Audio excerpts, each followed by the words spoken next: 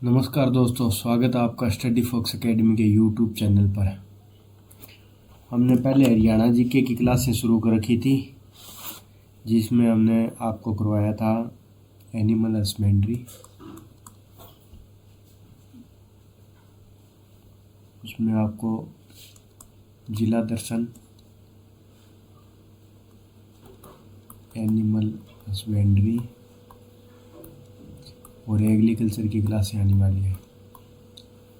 और इसमें अब हम शुरू करने जा रहे हैं इंडिया जीके की क्लासें, और उसमें पहली क्लास है वो भारतीय राज व्यवस्था यानी इंडियन पॉलिटी की।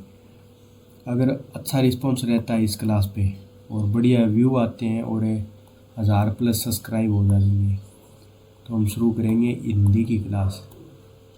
हिंदी में आपको MCQ और थ्योरी दोनों करवाई जाएगी, और इनके बढ़िया रिस्पॉन्स के बाद आपको करवाया जाएगा Indian geography, Indian history, math और रीजनिंग की क्लासें।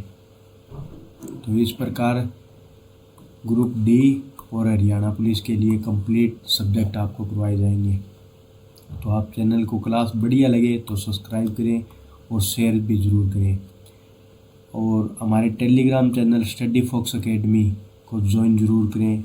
इस पर आपको PDF दी जाती है प्रैक्टिस के लिए, MCQ question, daily current GK के क्वेश्चन और बहुत मटेरियल उपलब्ध करवाया जा रहा है हमारे द्वारा। तो आप एक बार विजिट जरूर करना।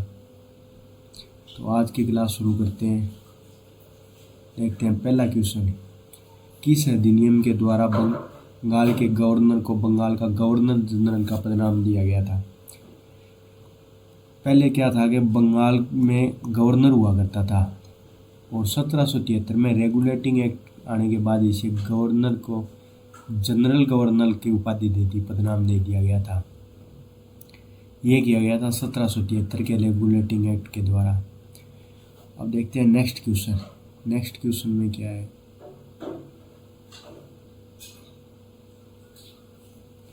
भारत में बोर्ड ऑफ कंट्रोल यानी नियंत्रण बोर्ड की स्थापना किस एक्ट के तहत की गई थी? की गई थी 1784 के पिट्स इंडिया एक्ट द्वारा। यंगर पिट्स उसमें ब्रिटेन के प्रधानमंत्री थे, ये उनके नाम पर लाया गया था ये पिट्स इंडिया एक्ट। 1773 का रेगुलेटिंग एक्ट आपको बता दिया। 1773 रेगुलेटिंग एक्ट के तहत बंगाल के गवर्नर को गवर्नर जनरल की उपाधि दी गई थी, और ये पहले गवर्नर जनरल जो बने थे 1773 के तहत, ये बने थे वॉरेन हेस्टिंग्स। 1833 और 1858 आगे क्वेश्चनों के माध्यम से देखेंगे। किस चार्टर अधिनियम द्वारा ईस्ट इंडिया कंपनी का चीन के साथ व्यापार और चाय के व्यापार का एकाधिकार समाप्त कर दिया गया था?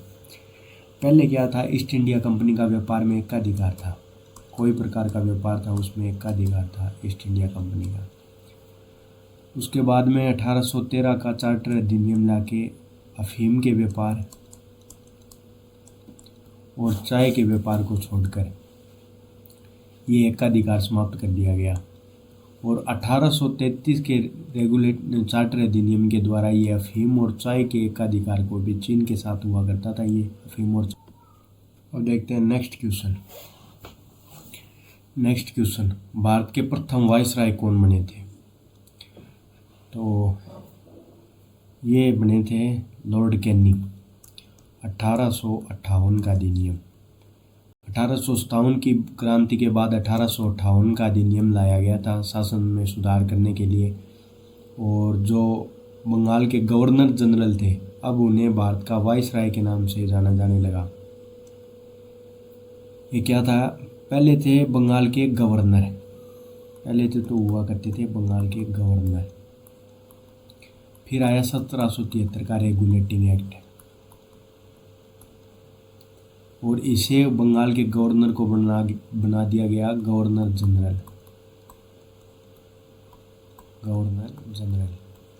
बंगाल के गवर्नर का नाम लेने लगे अब गवर्नर जनरल। उसके बाद में आया 1833 का अधिनियम, 1833 के अधिनियम के बाद में क्या प्रावधान किए गए? ये गवर्नर जनरल थे,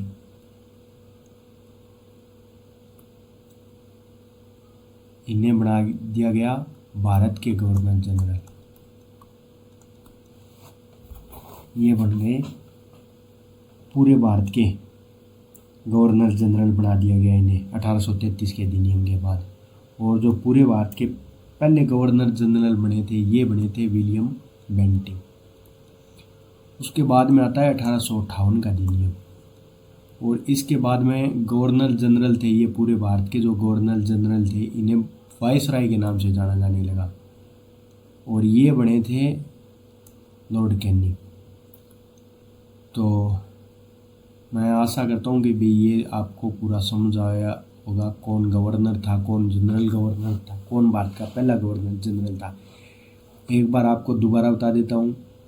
पहले हुआ करते थे बंगाल के गवर्नर, और उसके बाद में 1773 के रेगुलेटिंग एक्ट के द्वारा इन्हें बनाया गया बंगाल का जनरल गवर्नर जनरल, और ये बने थे वॉरेन हेस्टिंग 1773 के रूल के हिसाब से। और उसके बाद में आया था 1833 का रेगुलेटिंग एक्ट, जिसने बंगाल के गवर्नर जनरल को बना दिया था भारत का गवर्नर जनरल, और ये बने थे पहले विलियम बेंटिंग। और उसके बाद में आया 1858 का अधिनियम। 1858 के अधिनियम के बाद में ये जो बंगाल के गवर्नर, इंडिया के गवर्नर जनरल थे, इन्हें वायसराय के नाम से जाना जाने लगा, और ये बने थे पहले लॉर्ड कैनिंग। 1857 की क्रांति के समय जो भारत के गवर्नर जनरल थे वो लॉर्ड कैनिंग थे। ये अंतिम गवर्नर जनरल थे और पहले वायसराय बने थे। इसी प्रकार से बेंटिंग में हो जाएंगे ये बंगाल के अंतिम गवर्नर जनरल और भारत के पहले गवर्नर जनरल। अब देखते हैं और बताऊं आपको, पहले हुआ करता था ब्रिटिश कंपनी का राज 1858 से पहले तक, जो अंग्रेज़ों का राज था वो कहलाया ब्रिटिश कंपनी का राज। और 1858 के अधिनियम के आने के बाद अब हो गया था ये महारानी के डायरेक्ट नियंत्रण में, और वायसराय होता था महारानी की तरफ से यहाँ का करता धरता जो शासन को देखता था, यानी क्राउन का शासन। क्राउन यानी ताज का शासन, ताज का शासन 1858 से। अब देखते हैं लॉर्ड माउंटबेटन।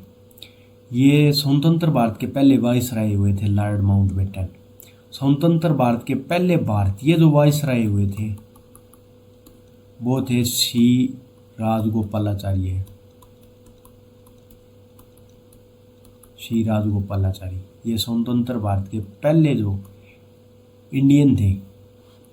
और लॉर्ड डलहौजी। अब हिस्ट्री की कुछ बातें बताऊँ आपको, तो विलियम बेंटिंग, बेंटिंग से याद रखेंगे, बे से बेट्टी। इन्होंने बेट्टी बचाई थी, यानी सती प्रथा पर जो रोक लगाई थी वो यही थे विलियम बेंटिंग। लॉर्ड कैनिंग 1857 की क्रांति के समय ये थे, और जो विधवा पुनर्विवाह अधिनियम पारित किया गया था, यानी विधवा जो पुनर्विवाह एक्ट लेके आए थे वो लॉर्ड कैनिंग ही थे। लॉर्ड डलहौजी जो लैप्स की नीति लेके आए थे, जिसके तहत नागपुर, सतारा, झांसी इन रियासतों को हड़पने की, इनकी गद्दी हड़पने की कोशिश की गई थी, वो ले गए थे लॉर्ड डलहौजी, जिसके बाद में 1857 की क्रांति भी हुई। लॉर्ड माउंटबेटन ये स्वतंत्र भारत के पहले वायसराय थे। अब देखते हैं नेक्स्ट क्वेश्चन। 1935 के अधिनियम के तहत प्रस्तावित भारतीय संघ में शामिल होने के लिए ऐच्छिक था। इसमें देशी रियासतों के लिए ऐच्छिक रखा गया था कि अगर वो चाहे तो भारत में विलय हो सकती है, वो चाहे तो स्वतंत्र भी रह सकती है। ये इनके लिए प्रावधान किया गया था। 1935 के अधिनियम से लगभग भारतीय संविधान में, वर्तमान जो भारतीय संविधान है उसमें 395 आर्टिकल हैं, उनमें से 200 आर्टिकल 1935 के अधिनियम से ही लिए गए हैं।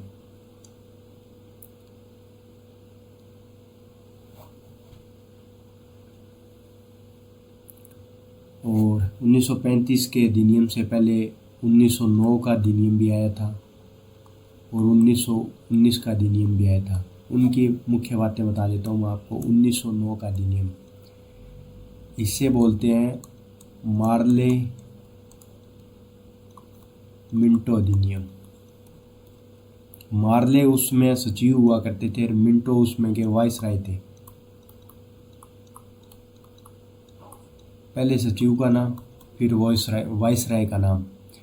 और इसी में मुस्लिमों के लिए अलग से निर्वाचन प्रणाली का प्रावधान किया था, पृथक निर्वाचन प्रणाली।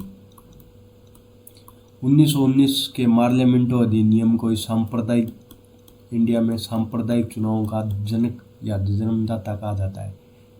उसके बाद में आया था 1919 का रेगुलेटिंग एक्ट, और इसने इसका विस्तार करते हुए आगे सिखों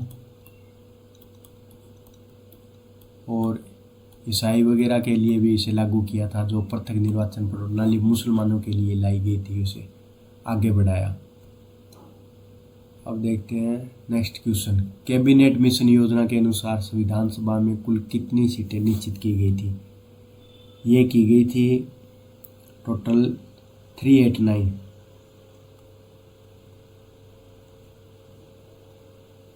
389 सीटें। और ये थी विभाजन से पहले, और भारत के विभाजन के बाद में हो गई थी ये 299 सीटें। पाकिस्तान और पूर्वी बंगाल जो आज वर्तमान में बांग्लादेश के नाम से जाना जाता है, उसके विभाजन के बाद संविधान सभा की प्रथम बैठक में कितनी महिलाओं ने भाग लिया था? संविधान सभा में टोटल 15 महिलाएं थी। उसमें पहली बैठक में वो 10 महिलाओं ने भाग लिया था। अब देखते हैं next question. Doctor B R. Ambedkar का संविधान सभा में निर्वाचन पहली बार कहाँ से हुआ था? Doctor B R. अम्बेडकर, भीमराव अम्बेडकर, इनका संविधान सभा में पहली बार है वो निर्वाचन है वो पूर्वी बंगाल से हुआ था। ये पूर्वी बंगाल से जीत कर आया करते थे। उसमें 389 सीटें थी। बाद में बंगाल के विभाजन के बाद में ये सीटें 299 रह गई, और बाद में ये बॉम्बे प्रेसिडेंसी से जीत के आए थे।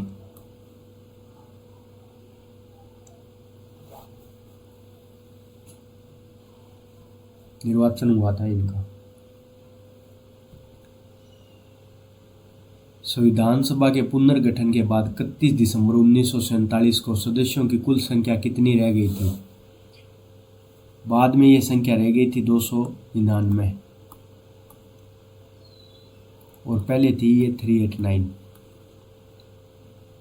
जो पूर्वी बंगाल और पश्चिमी बंगाल, ये दो थे। पश्चिमी बंगाल तो आज जो वर्तमान में इंडिया का पार्ट है वो बंगाल था, और पूर्वी बंगाल जो वर्तमान में बांग्लादेश है वो था, जहाँ से भीमराव अम्बेडकर पहले जीत के आया करते थे। संविधान सभा में शामिल एकमात्र मुस्लिम महिला सदस्य कौन थी? तो संविधान सभा में टोटल है वो 15 महिलाएं थी। प्रथम बैठक में 10 महिलाओं ने भाग लिया था। एकमात्र मुस्लिम महिला थी बेगम एजाज रसूल, और एलिन मेस्कन ये थी ईसाई थी। और ये दक्षिणी वेलायुधन ये थी उसमें की दलित महिला, एकमात्र दलित महिला ये थी।